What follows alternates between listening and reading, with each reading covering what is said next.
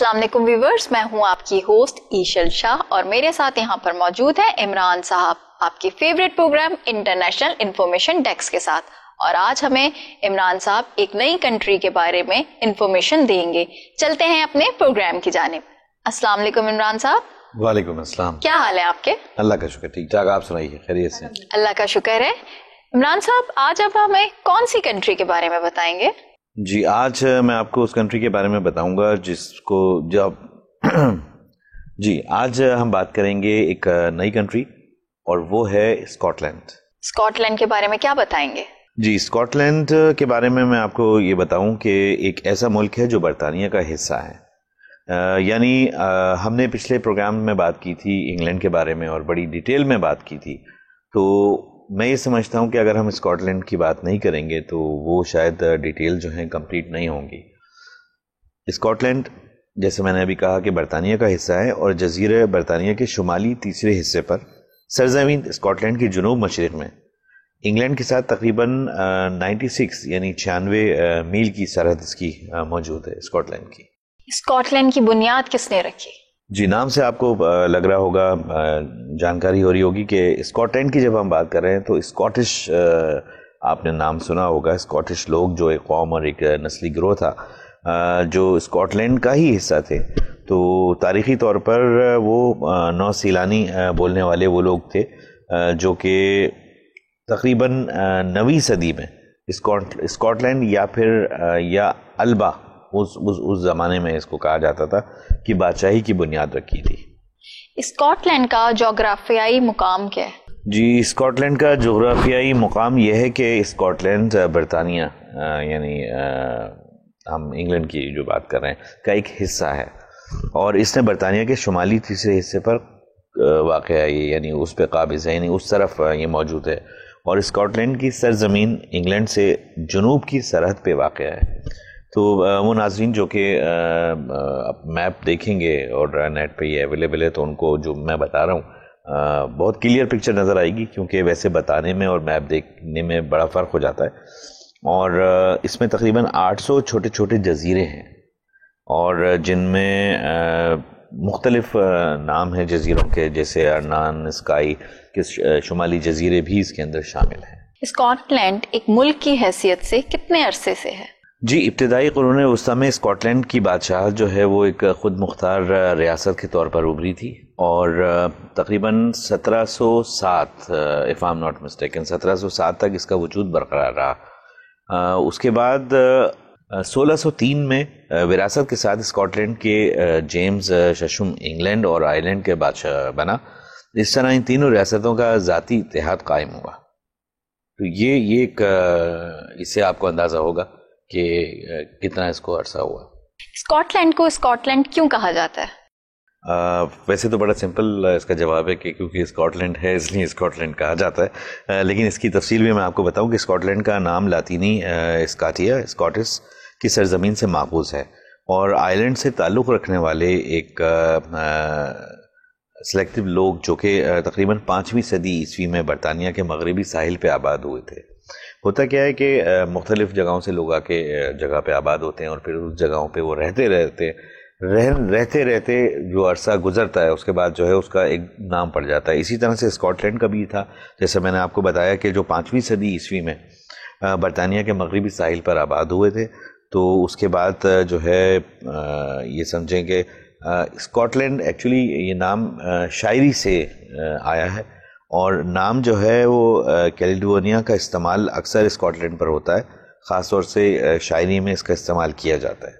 کیا Scott land خود ایک کنٹری ہے؟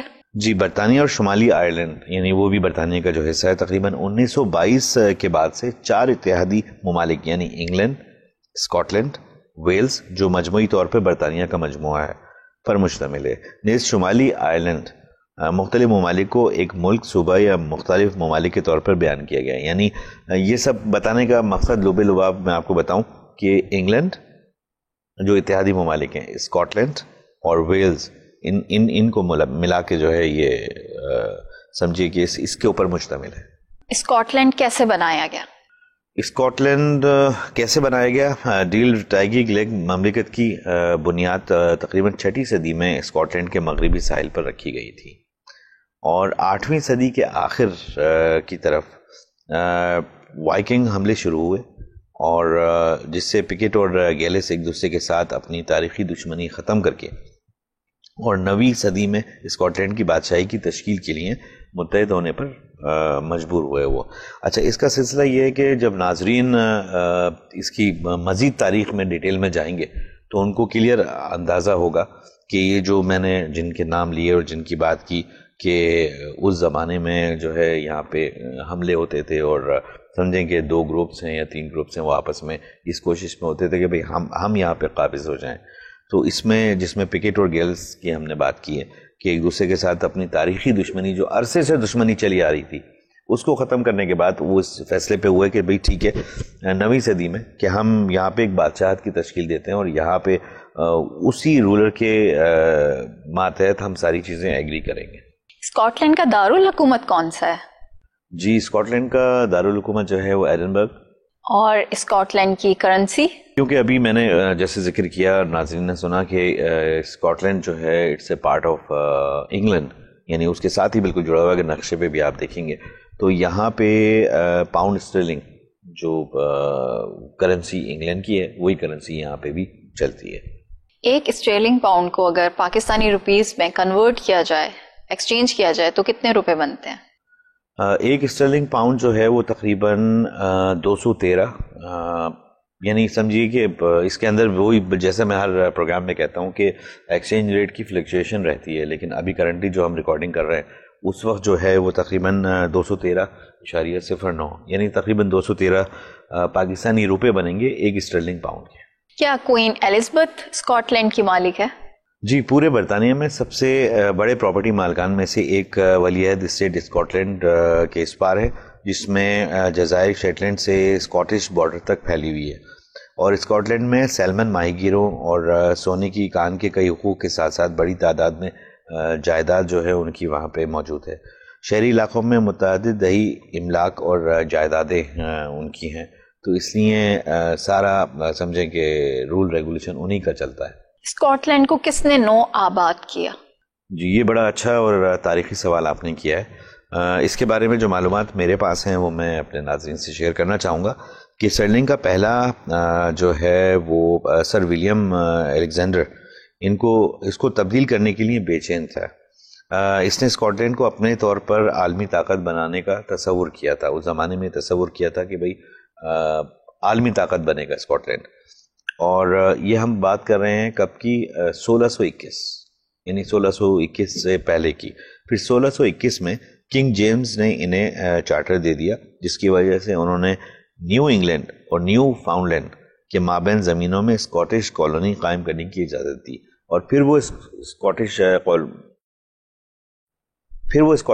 کالونی قائم ہوئی، اور وہ اسکاٹ لینڈ کی شکل میں جو ہے وہ تبدیل ہوتی گئی۔ کوئی نہ کوئی کنٹری کسی چیز کے لیے فیمس ہوتا ہے، تو اسکاٹ لینڈ کس چیز کے لیے فیمس ہے؟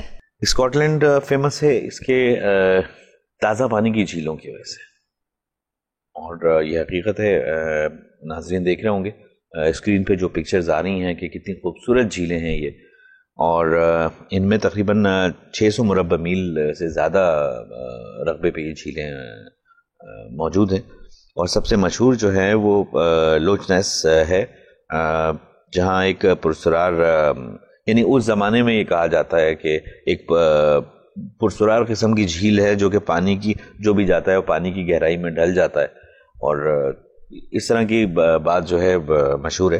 تو یہ جھیل جو ہے جھیلوں کی وجہ سے بہت زیادہ مشہور ہے۔ یہ اپنے قبیلوں، قرون وسطیٰ کے قلعوں کے علاوہ رابرٹ برنز کی شاعری اور گانوں کے لیے بھی مشہور ہے۔ اسکاٹ لینڈ کی کیونکہ تاریخ پرانی ہے تو یہاں پہ بھی آپ کو وہ قلعے ملیں گے، جب جیسا کہ میں نے آپ سے ذکر کیا کہ ڈفرینٹ لوگ آ کے بسے اور اس کے بعد پھر جنگیں ہوتی رہیں۔ نارملی ارلی سٹیج میں پرانے زمانے میں یہی ہوا کرتا تھا کہ بھئی ایک جا کے دوسرے پہ دھاوا بول دیتا تھا کہ بھئی یہ ایریا میرا ہے اور میں اس پہ قبضہ کروں گا۔ کچھ لوگ قابض ہو جاتے تھے، جو طاقتور ہوتے تھے وہ ان کو بھگا دیتے تھے، تو وہی سلسلہ یہاں پہ بھی تھا۔ اسکاٹ لینڈ کے بارے میں ہمارے ناظرین کو خاص سی چیزیں بتائیں۔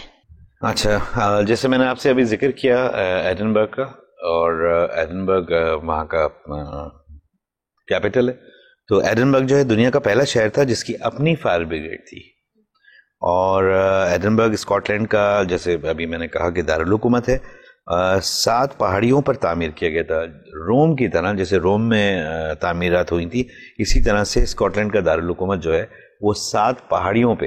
یعنی آپ اس سے یہ اندازہ لگائیے کہ اسکاٹ لینڈ کتنی اونچائی پہ ہے، اور پہاڑیاں ہیں، اور ان پہاڑیوں پہ جو ہے وہ شہر آباد ہے. سوچنے کے لیے بہت زبردست چیز ہے. اور جیسے ابھی ناظرین دیکھ رہے ہیں یہ پکچرز، تو ان کو اندازہ بھی ہو رہا ہوگا کہ اگر نقشے پہ بھی آپ دیکھیں گے تو اسکاٹ لینڈ جو ہے وہ اونچائی پہ ہے.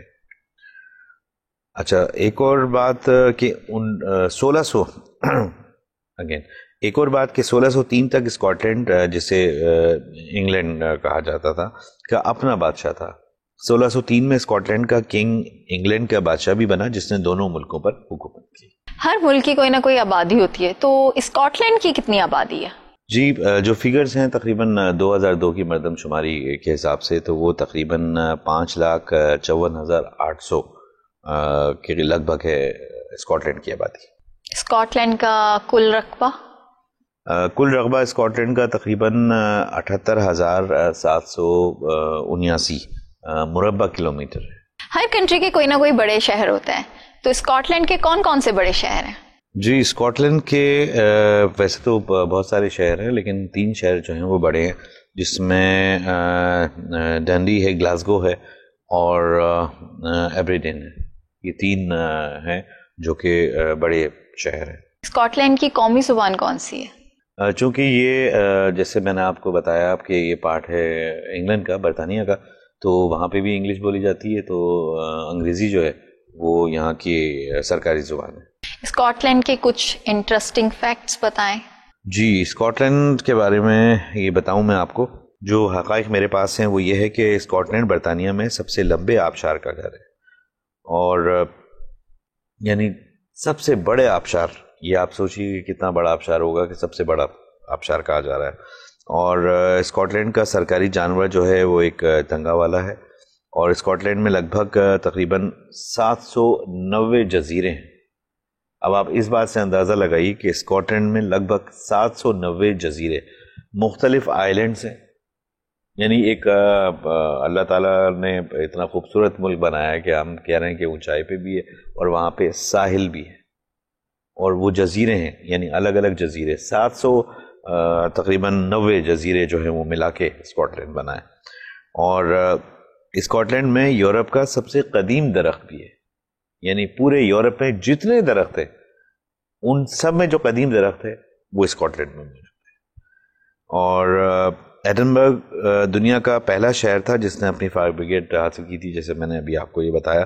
تو اس کے علاوہ بھی بہت سارے دلچسپ حقائق ہیں جب ناظرین وہاں پہ جائیں گے اور وہاں پہ دیکھیں گے.